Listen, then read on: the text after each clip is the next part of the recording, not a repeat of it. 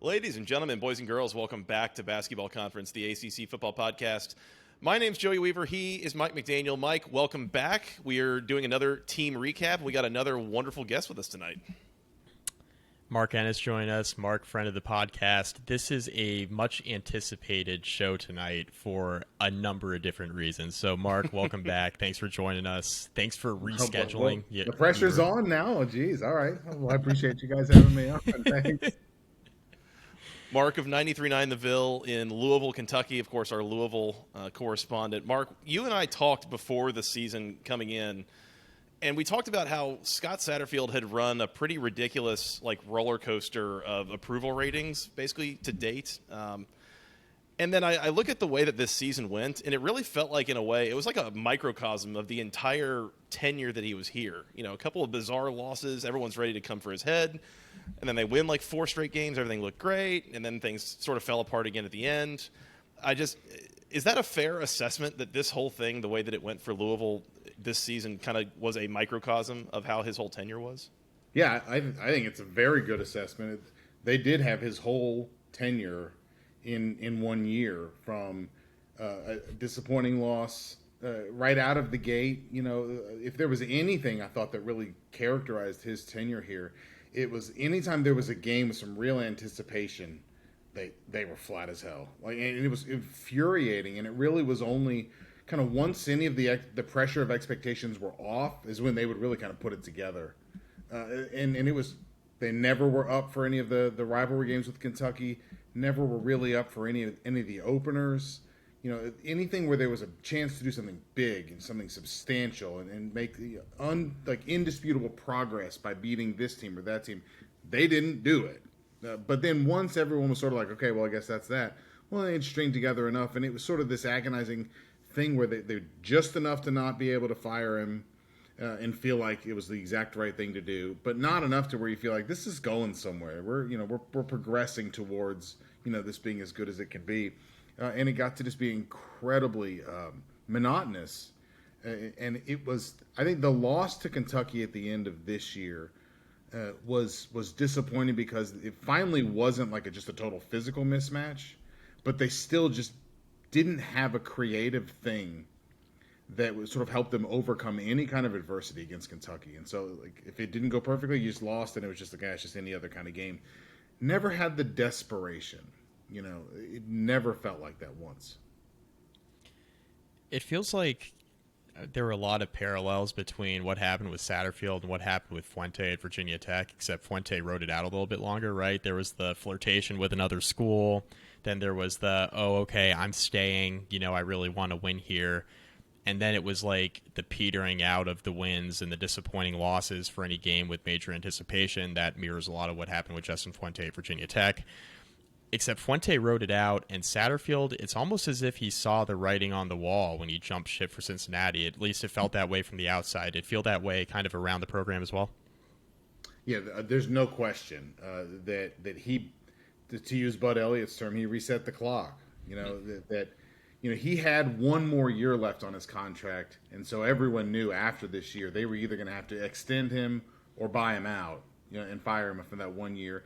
And they had a pretty good second half of the season, with the exception of the Kentucky game. Yep. But when it came to the end of the year, his meeting with the athletic director, look, we'll extend you at what you're getting now. We will do that, but you're not getting a raise. And I think Scott knew he would enter next year again, sort of in the same kind of hot seat position, even if they had more years on the contract, and just looked for a place to land and reset his clock. And now he's got, however long his contract is since I don't remember. But it's bizarre when you think about it. This is better than any scenario Louisville could have hoped for at the end of this year. Mm-hmm. Because what you were really afraid of is either committing money you don't want to and him staying, or committing money you don't want to get rid of him. And instead, you got rid of him, and Cincinnati paid you. They got them to build the wall and pay for it. So, by getting rid of him, and it incredible. It's an unbelievable stroke of luck. Right, also, fortunate timing that Jeff Brohm is obviously very eager and ready to pounce at this as well. So it could not have worked out better for Louisville. I was thinking about it. It feels almost analogous to like somebody who's really down on their luck, struggling to make it in the world, living paycheck to paycheck, like that kind of thing. Just like walking down the street and finding a winning lottery ticket. Like you just kind of came out of nowhere, like didn't have to pay anything for it, and just something great. It's like all the little happenstance things that happened to Forrest Gump. Like this is like one. You got one. Exactly. It was wild, and it continues, Mark, the streak that you mentioned to me in the preseason that I found just like almost impossible to believe. That you said it had been about 60 years of Louisville football where only one coach has been there for more than 4 years at a time. Mm-hmm. Is that, am I remembering that right? 5. 5 years at a time. Okay. 5 years. Yeah. Since I think 61, only Howard Schnellenberger stayed more than 5 years. And so it's frustrating because I think if you look at any program that's sort of taken like real substantial steps, somewhere there's one coach that kind of stayed and laid like a new floor, a new foundation. And Louisville's never been able to have that. So they've always had these guys that can get, Charlie and Bobby Petrino and like high levels, even went to a Fiesta Bowl under Howard, but no one who ever stayed long enough to sort of set this new level here, while at the same time you had 50 years of basketball from Denny Crum to Rick Pitino, a Hall of Fame coaches, 50 years, literally did not have Denny Crum go back to UCLA after John Wooden because it was so good here. You're like, how can we do this in basketball? We can't find one freaking guy to do this in football. And I think they probably have now, but it took 60 years to get him. I want to circle back to the thing you mentioned about, okay, Satterfield meets with the athletic director, realizes that he's not going to, be extended and, get a pay raise, right? Yeah. I'm wondering, considering Louisville's success in the second half of the season, how important do you think that Kentucky game was to maybe earning that pay raise? Yeah, I think it's its own game, and I think there's no reason to pretend like it isn't. And it's unique in terms of rivalries. There are a lot of rivalries where you have distinct parts of the state or whatever, and they are here and you're here. In Louisville, it's like 60-40. A lot of Kentucky fans from Lexington and from out in the state graduate and then move here. And so you have to. It's not that you interact with these people 2 or 3 times a year when they play in basketball and football. It's every freaking day. And like your coworker or like your boss or the people you report to or the guy you go to church with or the person ringing you up at the store. Like it's constant. And it was, I don't know that it carried like a super amount of weight as much as it was like a symptom of he doesn't seem to get the importance of things like we do. And for me, it's fatal for any coach to let fans have the feeling that they care about this more than you do. Like you cannot, that can't exist. And so, Petrino is maniacal and John L. Smith is maniacal and Charlie Strong's maniacal and Rick Pitino, there was never any doubt at all that for as much as it pissed any of us off for Louisville to lose, that Rick Pitino was suffering far more, right? But Scott never gave anybody that feeling. He was Mr. Boundaries and perspective and everything. And when you're not winning like people want you to, I don't think people really want to coach with boundaries and perspective and balance and all that shit. It's true. Like, no, man. Be as pissed off as we are, and he never really was. It didn't fit that way. One of the things that we knew going into the season, Mark, was that Scott was riding a bit of a high in terms of approval just based on some of the recruiting that had happened over the summer. And that was something that even through a coaching transition, most of that recruiting class stayed together. I think it was Reuben Owens out of Texas, ends up going to Texas A&M. But otherwise, all the guys that he was getting a lot of recognition for, ends up sticking around with Louisville. And I know that there's probably some small component of that that's NIL related, but I more just choose to believe that Louisville has built up a really strong pipeline into Southern California. So I don't know where that came from, but it seems legit. You tell me, is how much of that is NIL related, but how much of that is recruiting that Jeff Brohm was able to do, and is recruiting something that you envision Jeff Brohm being able to take a significant step up from what the last couple of tenures have seen? Yeah, I think you'd be foolish to say that NIL is not, a big part of what happened there. In particular, because Pierce Clarkson, the quarterback from out there, his dad is an Adidas executive, for crying out loud. Like there's an established relationship there, but they were also strategic. So it's like Louisville, the funny thing about accusing any one school of being like, oh, the NIL, well, I mean, everyone is. It's like, you're not really saying, to me, you're not saying, you still have to persuade somebody. You still have to have a relationship with somebody. You still have to have some sort of pitch in addition to NIL. To me, like, you're either hilariously overpaying guys or you've got to at least meet the NIL threshold, and then we're just playing the same recruiting game. And so I think they did, and it gets them in some doors I don't think they could have gotten into any other way.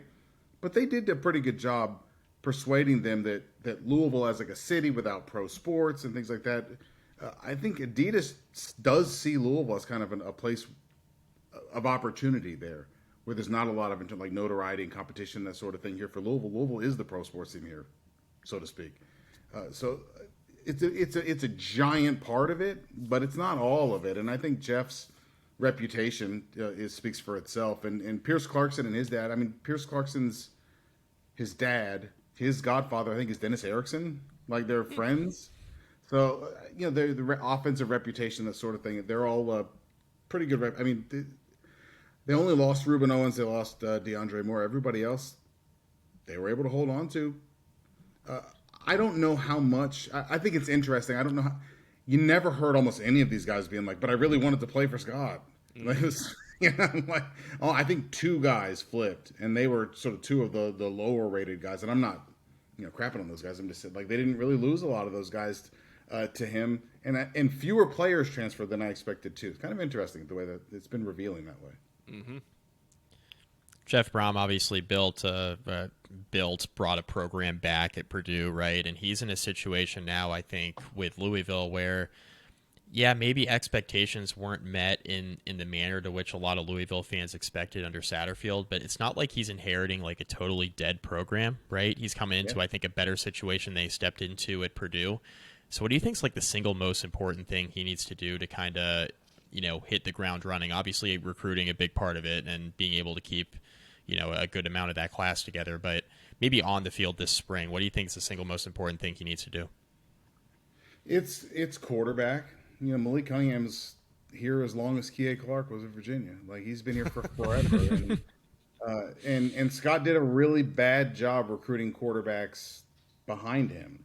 It's the one place I think you can really hammer him in terms of recruiting. They just never restocked the quarterback position at all. So I think nailing the quarterback position this spring and then retooling the defense, which shockingly, considering how bad they were early in Scott's tenure, they were really good by the end of the year, like really good. But then a lot of those guys are gone now. So I think they've done a nice job in the transfer portal. But I would say getting the quarterback position settled, because it's such a different offense from what Scott did. It's very much just a kind of a personalized version of what Bobby Petrino did at his best. Like, it's a technical, it's complex, it asks a lot of the quarterback. That's why I think it's really good for him. It's a good thing for him that they brought Jack Plummer in, who played for him 3 years at Purdue. To have your quarterback already know the offense, that makes everybody's reps better from day one. Instead of running all this stuff with quarterbacks who are also learning, that guy already knows it, and they'll be that much further ahead. But I think replacing some of those front seven personnel, by the end of the year, Yaya Diaby and Yasir Abdullah were really, really good pass rushers, and they had not been earlier in their careers, but they were by the end, and made life hell for quarterbacks all over the second half of the season. And they've got to replace those guys. That's the biggest thing for me, is I think figuring out where your pass rush is going to come from, and then who's going to be your passer are by far the two biggest questions. I was going to ask, I don't know what the metrics say necessarily, but my eyes definitely told me that Louisville's defense, at least in the final probably 9 games of the year, was significantly improved over what it had been prior in the Satterfield tenure. But like you said, I mean, it's a lot of guys that are now gone, being coached by a staff that's now gone. Like, in terms of your expectations for that unit going into the spring or even into the fall, I mean, do you expect that's something that they can kind of carry over a little bit, or is it a little bit of a restart situation and try to build it back up? No, I think that they should still. I think there's reasons to be optimistic that the defense will still be good. I think what was so frustrating about Scott so many times is you'd have games where the offense really struggled, where the offense played extremely well, and the defense just needed to be okay. and they weren't. And they never forced turnovers. Up until this year. Then they decided we're going to get all the turnovers in the last 2/3 of the year, and especially against Wake Forest. I was going to say 8 of them against Wake, I think. Like, Yeah. Sam Hartman turned it by over again. far, one of the top 3 or 4 surreal moments ever covering a team, to where there were 5 possessions in a row where they forced a turnover. I was like, they're going to do it again, aren't they? They're going to do it again, and they did. It was the craziest thing I've ever seen. But I think that there's some personnel still coming back, and I think it's interesting that he retained Mark Ivey, who was the defensive line coach, but then still brought his own defensive line coach, who did a great job at Purdue with Carl Aftis and some others. Made it to the league there, but kept him, I think, for continuity's sake, and he's going to coach outside linebackers and be kind of the edge rushing coach. So I think that there is an expectation to be able to keep up and continue at least some of this, while also kind of tailoring it to what they do and what they prefer to do. But bringing in some of the transfers and such that they brought in this offseason, I think that they're expecting to be solid. I think what they're really expecting, though, is to make a lot bigger leap on the offensive side.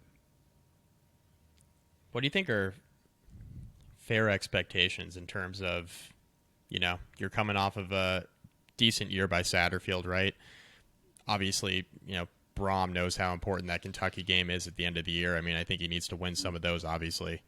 But what do you think fair expectations are, at least for the outset of the tenure, given the holes at quarterback, the holes with the pass rushers and defensive line? Like, what's a reasonable year one? I don't think he's starting from like a year 0 situation in a lot of ways, but I think in some ways he is, in terms of like you said, 5-year quarterback and Cunningham gone, couple proven pass rushers gone, like significant holes that, he needs to step in and fill in a new place.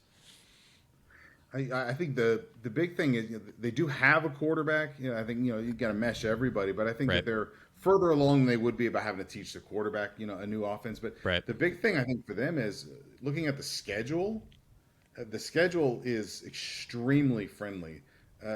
Kentucky and Notre Dame come here to Louisville. They don't play Florida State. They don't play Clemson, and they get NC State at home. It's a schedule that's very. I think Georgia Tech is Atlanta, but it's not even on campus. It's the BMW or whatever, or Mercedes-Benz it is. Sorry. So the expectations are pretty high. I think for year one. I think. Bill Connolly was in sort of the wild predictions, just thinking at the end of the year, he's like, want a wild prediction? I think Louisville's going to make the ACC championship game next year. Yeah, and it's the first year they've ever sort of been able to go into the year not needing Clemson, not to either beat Clemson or have Clemson lose twice. Atlantic Division life sucked. And so I think to have them off the schedule and to not need that, they avoid everybody that's really good next year, at least on paper, in the ACC outside of perhaps NC State. I think they can be an 8-9 win team if everything goes well. I think they can. And I think more than anything else, if there was anything that separates or differentiates Jeff Brohm and Scott Satterfield more, it's those big games with lots of tension, lots of expectations, lots on the line. At Purdue, they did really good in those games. Mm-hmm. Like as good in those games as Scott did bad in those games. And that, I think, is how you end up with a 9-3 year instead of a 7-5 year. Well, it felt like at times it was almost the reverse, where there were a couple of times that Purdue would throw absolute clunkers, and I think to the Syracuse game this year, where they gave Syracuse like 3 free touchdowns on just like dumb nonsense. They had so many personal drives. fouls on an extra point that Syracuse kicked off from the Purdue 35. That was incredible. It looked like arena football. Forgot about that. Yeah. Mark, you mentioned, and I want to go back to the quarterbacks real quick. You had mentioned he's got to get that figured out. And to my eye, there's like 3 primary candidates here. You've got the incumbent Brock Doman, you've got the transfer Jack Plummer, and you've got the freshman Pierce Clarkson. And I think any one of those, there's kind of some stuff to sort through and figure out, what you're willing to deal with. If I don't expect that you know the answer right now, but if I put a gun to your head, or if I ask you to look in your crystal ball, what would be your guess for what happens there? And is there one of those 3 guys that if they come out and start the season, like you'd be really concerned? If Brock Doman starts, I'd be super concerned. Okay. I think Brock's a future head coach. And you know what it's like. It's like when Brian Schottenheimer was on Florida's roster. Like if he was going to be a head coach one day, and if he played in the game, oh shit, Brian Schottenheimer has to play, and that's what Louisville had to do with Brock Doman last year. So I would be stunned if it's anybody other than Plummer. Pierce Clarkson, I guess, is dealing a little bit with a kind of a nagging injury, so he enrolled early, but he's not going to do a lot in the spring. So I mean, I would be stunned if it's anybody other than Plummer. But one thing to keep in mind, when Jeff was here as a player under Howard would routinely put in Jeff in these packages when he was not the starter. In the second quarter, you come in for a series of two.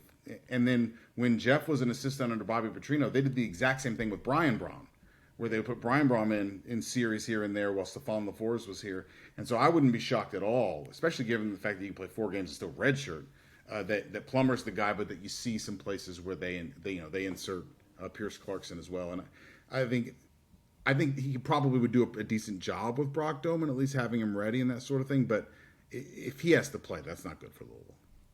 I remember him and Bobby doing that with Brian, stubbing him in for, I think, was it Stephon LaFleur at the time or someone?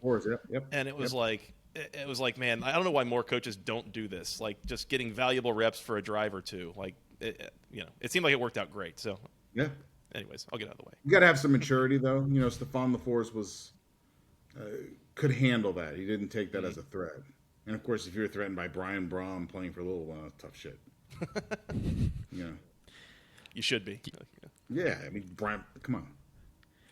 With the benefit of hindsight, given this is like the second or third dance with Brohm, and now he's finally here, do you think expectations are higher than they've ever been for him to arrive? Or do you think just given like what happened like 3 or 4 years ago, pre-Satterfield, where it was like, all right, he's coming, and then he didn't, and now you had the whole like benefit of knowing what happened with Satterfield. Do you think that plays into it at all? Like, what do you think the expectations are compared to maybe where they were the last time that they chased after Brohm and kind of were unsuccessful getting him?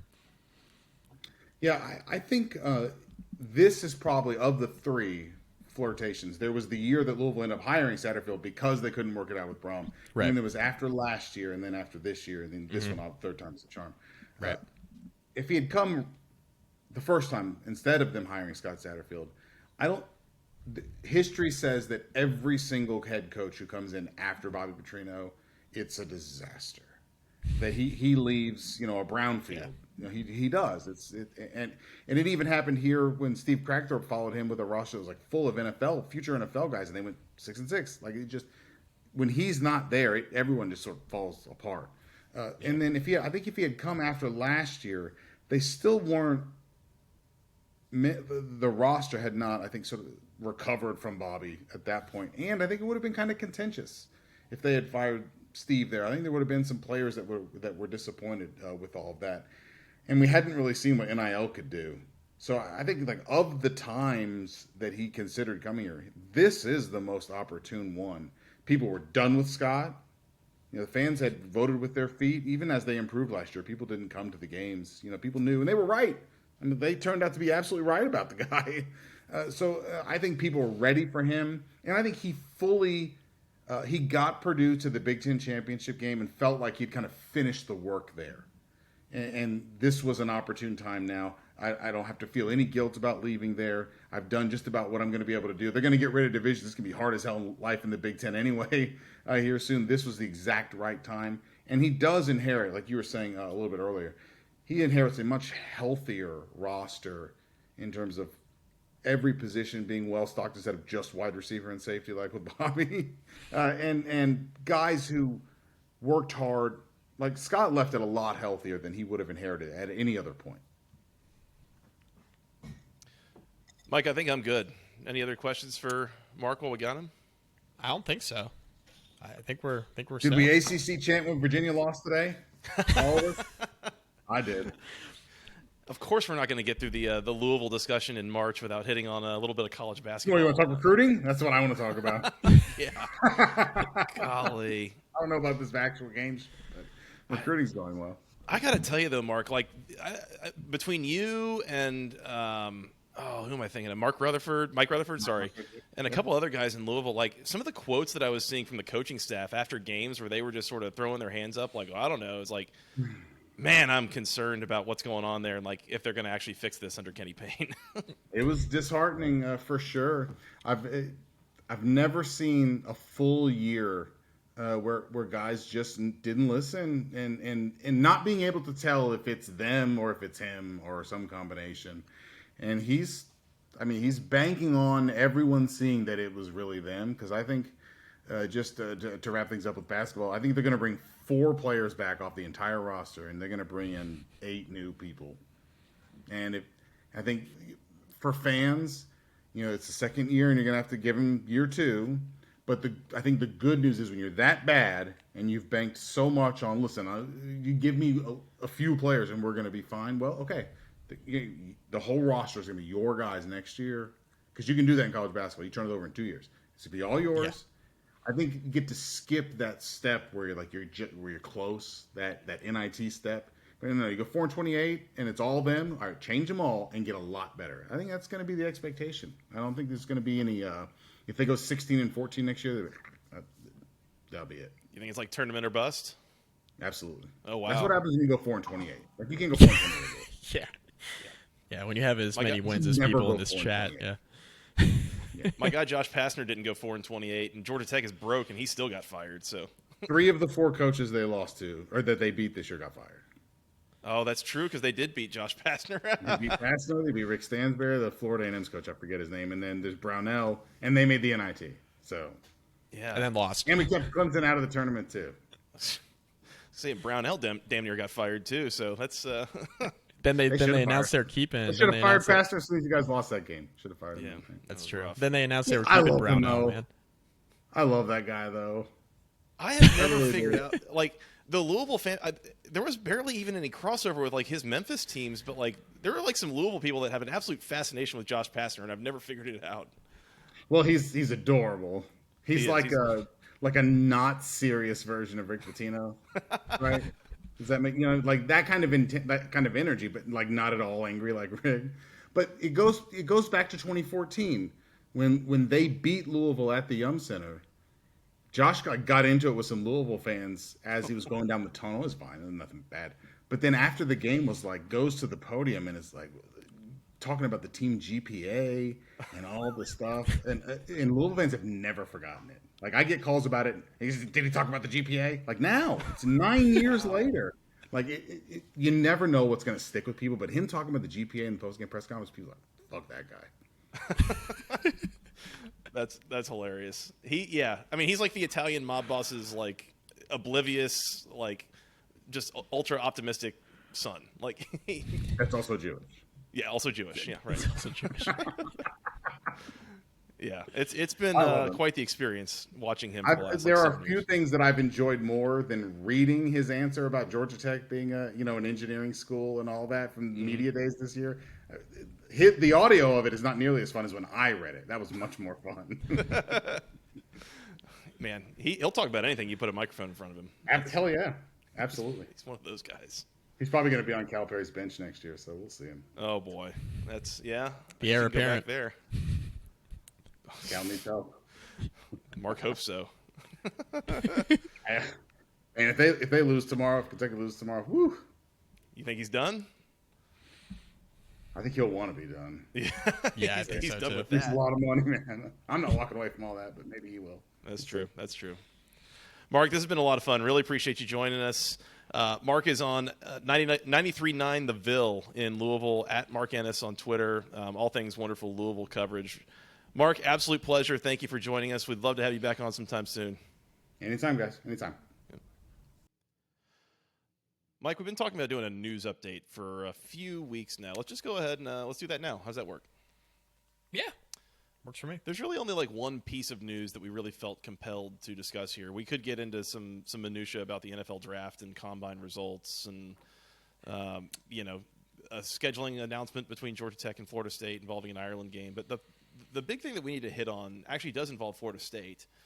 Really, it starts with Florida State, Mike. And it's a few weeks back that there was I believe, a Florida State Board of Regents meeting, something to that effect, basically, where their AD came out and said something that basically alludes to the fact that Florida State is losing money on their ACC deal relative to what they would be making on a deal with the SEC or the Big Ten in terms of media rights. Greasing the skids. Greasing the skids. Yeah. Basically saying, we only get 7% of the ACC's revenue, which if I'm not mistaken, that's, 1 over 14, 1 over 15, something like that. Basically, that every team in the ACC gets an even distribution of the media rights, money that comes in from ESPN among the other potentially bankrupt networks that broadcast ACC football games. That might be another little news tidbit to discuss at some point, but Bally. God, screw you, John Swofford. Anyways, so Florida State comes out and points out, hey, like we are worth more than 7% of the ACC's value in the media. We command more than 7% of the audience or of the attention. Blah blah blah blah. We should be getting more than 7% of the money. Basically, straight up saying like we want to start instituting uneven revenue shares. Clemson, their AD, Graham Neff, I believe is his name, comes out within a day or so afterwards and basically says, yeah, same. Like, yeah, we're also worth more than 7%. We should be getting more than 7%. And I believe it was then, like, within a week after that, there was a similar note that came out of the North Carolina athletic department as well, giving a similar take. Yeah. And so, Mike, really what this all kind of seems to forecast or forebode is the ACC is probably let's start here. There is a chance, the door has been opened, the discussion has been started for the ACC to start an uneven revenue sharing model wherein each of the different schools would not be getting the same amount of money. That amount of money would be changing depending on how valuable the conference members deem each school to be. So let me start here. Do you think, Mike, that this is a thing that will be happening at some point during the life of the current ESPN contract, we'll say, which runs through 2036? It's going to be used at the very least, in my opinion, as a crutch. When the SEC comes calling and says, we want you to come to our conference, Florida State, Clemson, North Carolina, Miami, maybe. Those schools are going to be like, well, ACC, this is what we need. This is what needs to happen. Or we're leaving. Mm-hmm. This is 1,000%, in my opinion, greasing the skids for that conversation, right? Where, hey, we told you this is what we wanted. You didn't deliver on it, so we left. There's this thing called the grant of rights that I think some of these teams are trying to find a way out of. That's the thing that's really holding everything all together at this point. That's the reason that Clemson, Florida State, and others haven't left yet. Yeah. And Tony Siracusa, we had him on the podcast in the preseason. He's been doing some research on just the grant of rights in general. Like, it varies by conference. But, the one thing that he mentioned, that he took away, is that it's not always binding. As binding as it looks. Mm-hmm. And yet, like, it's been a few years now that this has kind of been a little bit of a discussion point, a little bit of an issue. And if I'm not mistaken, Florida State has almost blatantly stated, like, no, we've actually looked into this quite a bit. Like, they have invested a good amount of those billable hours with their lawyers, looking into how can we get around this? Are there loopholes? Is there something we could exploit? Is this something we could negotiate down? And the impression that I get is that they haven't found anything. That there has been nothing that has come from that just yet. And it's kind of a long time to be looking into the same thing and finding nothing, if the idea is that then they might find something later. So I would be a little surprised if they do find a way out of that grant of rights, which, by the way, just to be ultra clear, the grant of rights basically states that each of these schools have surrendered their own media rights for any home games that they play. They are surrendered to the ACC. They are property of the league. They are not property of the school anymore. So if Florida State were to want to leave and go to the SEC, they would not only be paying the exit penalty, which I think has been estimated somewhere in the $120 to $150 million range currently, but they would also be leaving with the ACC rights to broadcast games from Tallahassee for the next 13 years, basically. So the money from those broadcasts, the money from that situation would be going to the ACC, not to whatever conference they would be then going to join. So that is another major sticking point that I think that's, we estimate the exit fee being like $120 million to $150 million. The grant of rights value is valued, I think, somewhere between $350 to $400 million in that kind of case. So that's where it becomes way more like prohibitively expensive for Florida State to try to leave the ACC and do that with just try to circumvent the grant of rights. You just can't do it as it currently stands without something having to change structurally in the meantime. Mike had to step away for dad duty for a couple minutes, but we can keep rolling here. Producer Scott's with us. Hi, Scott. Hello. Hey. I'll tell you right now, Scott, I don't think that this is going to happen in the ACC. And here's why, is it's a numbers game, right? Like, I mean, all this is obviously money and numbers, whatever. But the point is, like, there's 14 schools. You would have to have a majority vote. Why would schools like Boston College, Syracuse, Wake Forest, some of these schools that clearly would not be one of the top 5 or 6 attention-grabbing brands in the ACC, why would they ever agree to this? Say, yeah, we'll take less money in hopes that one day Florida State will be offered enormous money that we can't possibly match by the SEC, and they won't take it just because, well, we were nice and we gave them a few more dollars here in the meantime. I don't think they would do that. They wouldn't vote for that.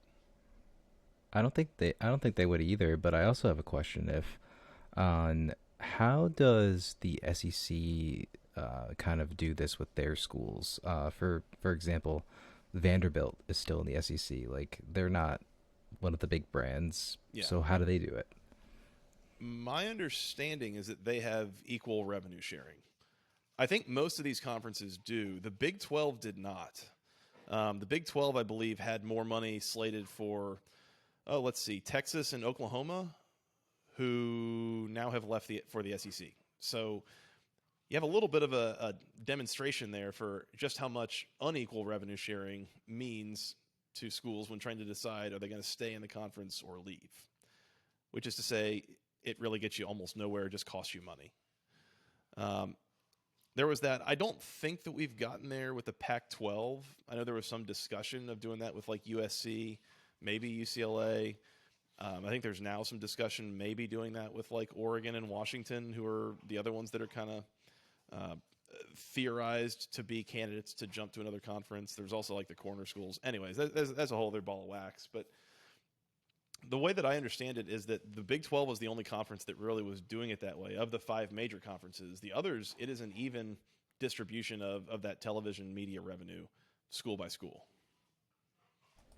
And I guess the ACC, I think you guys would have said this at the top, that because the TV deal is so horrendous, that's why the revenue isn't, even though it's balanced, it's not enough to like sniff what they think they could make if they own their own rights, I guess. Right. Yeah. If you look at the deals that the SEC and the Big Ten have recently signed, and the Big Ten, I believe, was a kind of a combo of like CBS, Fox, and NBC.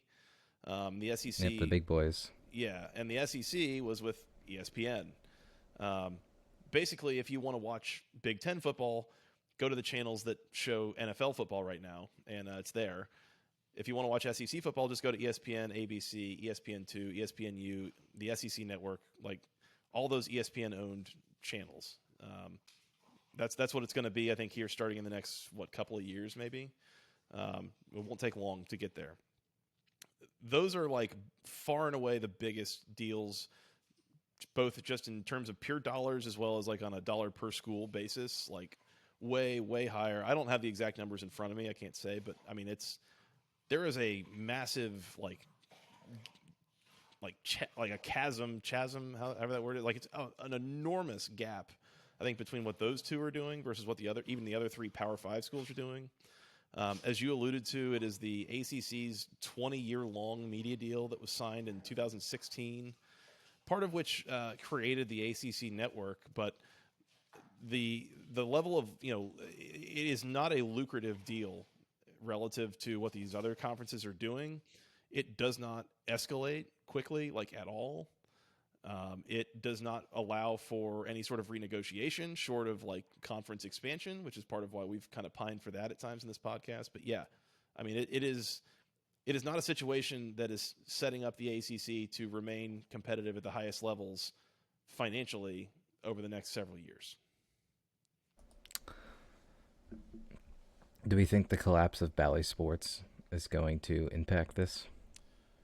Possibly, to some degree. Yeah, I mean, that's something that has also come up. I think it was maybe just yesterday, Scott. As we record this on the evening of Thursday, March the 16th, on the tail end of the first day of the first round of the NCAA tournament. But I think it was maybe just yesterday that we heard that I think it was Bally or, whatever the company is that owns all these Bally Sports networks, basically had filed for bankruptcy protection.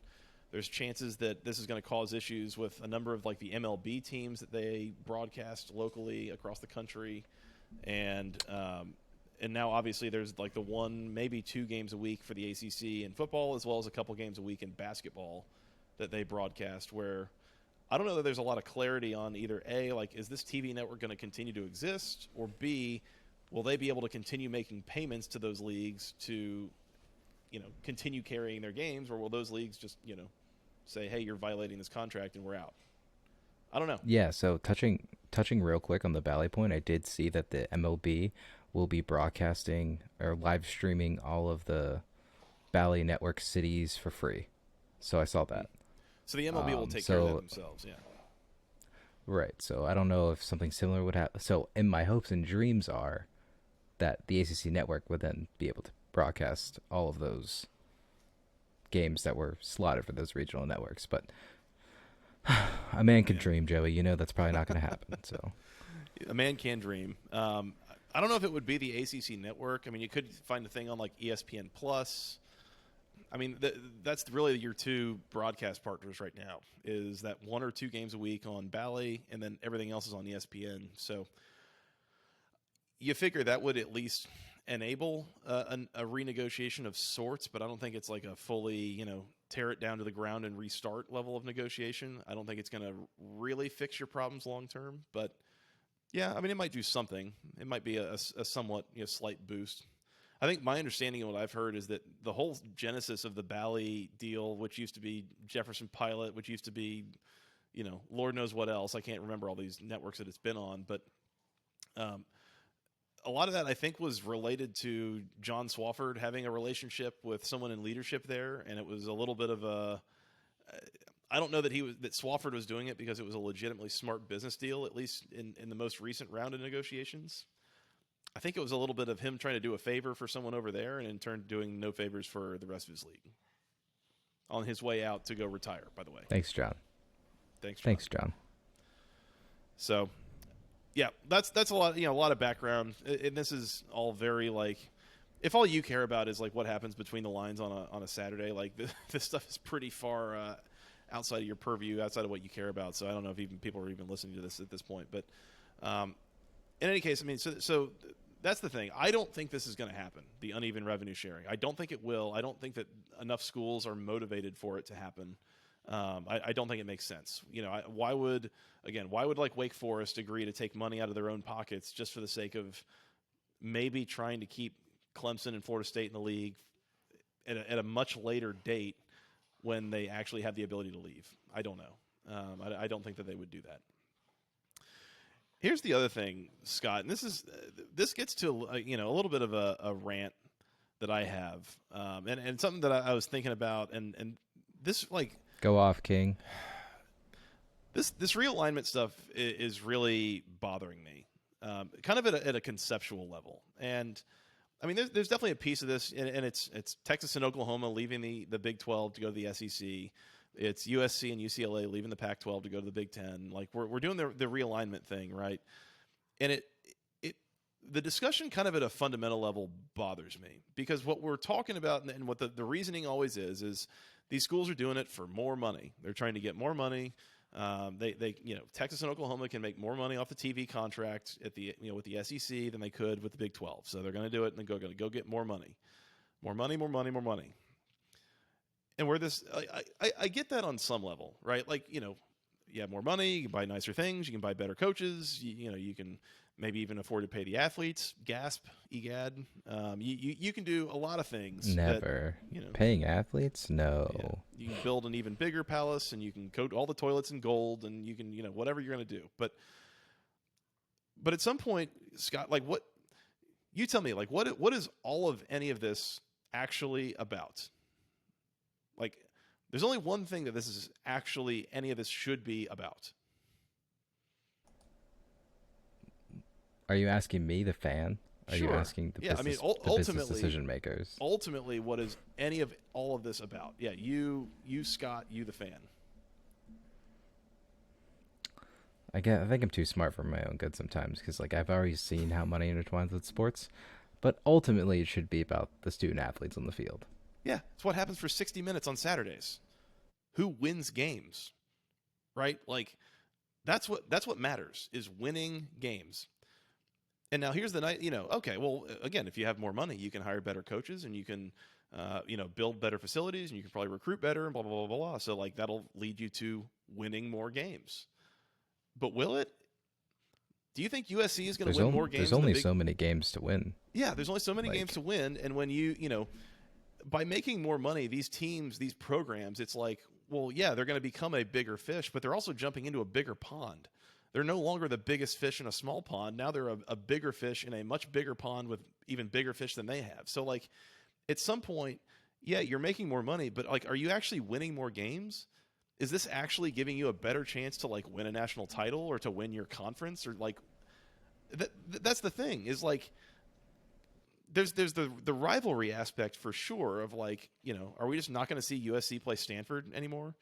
Are we just not going to see USC play Oregon? We didn't have Texas play Texas A&M for like a decade over all this nonsense. We talked about the Pitt West Virginia game, right, in the ACC and the old Big East days, right? Like, that's what really makes the sport great is those rivalries and all the pageantry and tradition and everything that comes with it. So you're going to throw that out, and for what? Do we think Texas is going to have a better chance at winning a national title or winning their conference? They didn't win their conference in the Big 12. Well, now they're going to make more money. Well, guess who they're going to compete with? Alabama, LSU, Auburn, LSU. Georgia, Florida. Like, so I don't know. That's where this like really bothers. Like, what's the money for? You're making more money, but for what? You're not going to win more games. You're not going to win more national titles. You're not going to win your conference. Like, I don't know. It's more money for the sake of more money. Like, at some point, money is for something, and I think I'm kind of losing the point of, like, what is it for? Great, we can pay our coaches $10 million instead of $8 million. Like, okay, now what? Does it change what we see on Saturdays on the field? You're not playing your rivals, but guess what? You're on the SEC network now. I don't know. It's very much wearing thin on me. It feels dumb. It feels short-sighted. I don't think it's necessarily good for the sport. It just doesn't make sense, and it just irritates me on a conceptual level. Like, what's the point of it all? I agree with you, especially based on your rivalry point, because I think obviously the Pitt and West Virginia one, they're like within a stone's throw of each other, and it's just sad that they can't play all the time. But yeah, I think that's like the main thing that loses out in it. Yeah, I don't have a good rebuttal for what is the money for, because the rich get richer, Joey, and we're just a couple of guys living in this world talking about it. So and that's kind of the thing, is like, okay, let's say Virginia Tech leaves tomorrow and goes to the SEC or the Big Ten. Virginia Tech's going to get more money out of it. What do you, the fan, get out of that? Like, nothing. guess what? Now you don't play Virginia every year. You don't play a couple of your other rivals. You're probably going to lose more games on the field, but hey, at least Virginia Tech got more money out of it. Pisses me off. Hi, Mike. Mike's back. Hello. We were just talking about the I don't know. There's a what's the word I'm looking for here?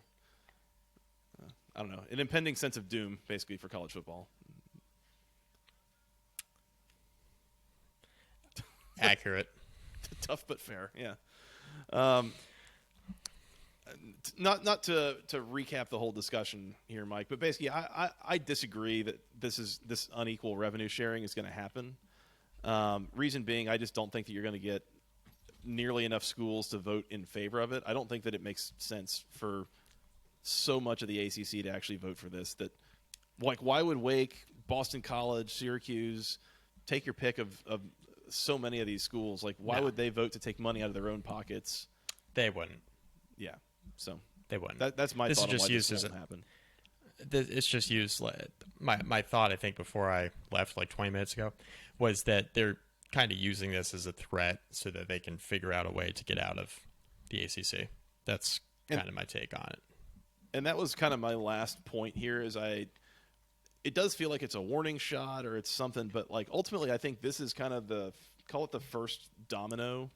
And you've seen that meme where it's like a small domino and a bigger domino, and all of a sudden there's like some massive toppling. Like, I do think that this is the first domino to basically the end of the ACC as we know it, because they're ultimately kind of setting up for an excuse for why to leave. It won't be tomorrow, won't be the next day. It might not be even within 10 years from now, but at some point these schools will leave. They'll call it a money thing. They'll say, hey, we tried, a different revenue distribution, whatever. It won't matter. But this is the kind of thing that's going to result in a number of programs that have been with the ACC for decades ultimately electing to leave.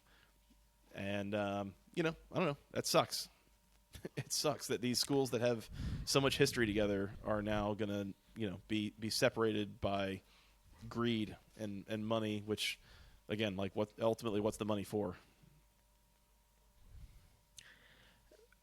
Yeah, it's going to be an interesting podcast when we're going to be talking about like the Houston Cougars, and I don't know, maybe they'll merge with the Pac-12. You and I can talk about Oregon. Mm-hmm. Does that get your juices flowing, Mike? Thinking about a Virginia Tech Arizona matchup? In the Holiday Bowl, maybe. Can't wait for Georgia Tech to make that trip to the Palouse, play Washington State. That'll be Yes. Classic rivalry, classic matchup. Yes. I don't know. So, anyways, that's kind of really the big news I think that happened. Mike, while you were gone, we also discussed the Bally thing and how that might throw a wrinkle in the whole ESPN contract situation. Who knows? A lot more to come on that, and I don't know that we'll have a resolution on that within the next month or two. Maybe we will. Who knows? But that's something else to kind of keep track of as this whole thing develops. The Raycom sports game is going to be heading somewhere else next fall. Yep. Does QVC have any games yet, or the now defunct Comcast Sportsnet? Yeah, maybe Univision. I don't know. Like, God, PBS. PBS. I mean, you get pretty good reach with that, at least. I was going to say, this program's been brought to you by viewers like you. Yeah, as I say. Maybe YouTube TV will still carry like any of those channels by then. We'll have to see. Who knows? Hell Just no. like an ESPN package, and that's it. All right, Mike. I think that's all I got. Anything else on news? No, I'm good. Ready for bed. Yeah. It's been a real uplifting one, but glad we got to go ahead and discuss this. Yes, so, without a doubt. Got it taken care of. So I discussed it for about 6 minutes. I came and went. Yeah, that's probably good enough. That's probably good enough. Yeah. You don't ever last 6 minutes. There it is. Oh, there it is. That's correct. Oh, 6 minutes would be a record. I knew there was a joke in there somewhere. Yeah, next time would be the first time. Well, on that note, let's work on getting out of here. We are going to come back, keep recapping some teams. We've still got some news we got to catch up on. We will do that soon. In the meantime, you guys can find us on Twitter. I'm at FTRS Joey. He's at Mike McDaniel SI. Together at BC Podcast ACC. Once again, Mark on Twitter at Mark Ennis, all one word, for all things wonderful Louisville, ACC commentary, and just funny tweets in general, I think. So go follow him there. We're on iTunes, we're on Spotify, all those great places. Please hit the follow button, the subscribe, 5-star reviews, all those good things. Send us an email. Longest email address known to man, basketballconferencepodcast@gmail.com. Nailed it. Thank you. We're on YouTube, youtube.com/@the-ACC Football Podcast. Mike, where else on the social medias? Facebook.com/basketball conference. Rate, review. Find some of our podcasts there. Do that. Please do. Please do. Mike, that's all I got. You want to come back and recap some more teams? Got to find another team to recap. We do. And the time to do it. So we'll That too. see about that. Yeah, kids get in the way of that. Yes, they do. Yes, they do. All right. For that guy, Mr. Mike McDaniel, for Mr. Mark Ennis, for producer Scott, I am Joey Weaver. Thank you guys so much for listening. We will talk to you again soon. Until next time, go Cards and go ACC.